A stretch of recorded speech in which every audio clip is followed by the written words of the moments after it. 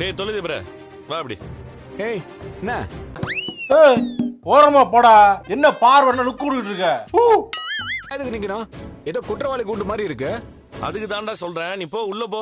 அட okay okay master. சு சு தம்பி மாஸ்டர் கேளுங்க. இப்போ கொசு சொல்லியா இருக்கு மாஸ்டர், போக மாட்டேங்குது. செஞ்சுக்கிட்டு இருக்கீங்க? இருங்க பார்லர்மா, ஒரு குண்டு தானே இருக்குது. ஆனா குற்றவாளிங்க 2 பேர்ல. நீ ரொம்ப ஓவரா போயிட்டு இருக்க, ரொம்ப ஓவரா போயிட்டு இருக்க. என் பொறுமைக்கு ஒரு அளவு இருக்கு. உன்னை இறக்கப்பட்டு விட்டுட்டு இருக்கடா. இவன் தலைக்கு ஏதாவது ஆயிடுச்சா? விசாரணை முடியும் போது யார் தலைக்கு என்ன ஆகுதுன்னு தெரியும். ஏகாம்பரம் அலாட்டாய்க்கடா அலாட்டாய் எடுத்துட்டு போயிடுச்சு.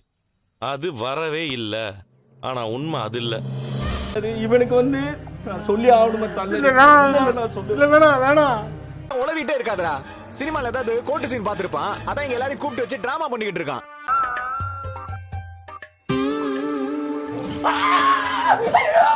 இல்ல நான் ஷோரூம் போறேன். போடா. டேய் இல்லடா. ஏய் போடா. இல்லன்னு சொல்றேன்டா. அம்மா தொடுங்க தொடுங்க தொடுங்க தொடுங்க. இங்க வாடா இங்க வாடா.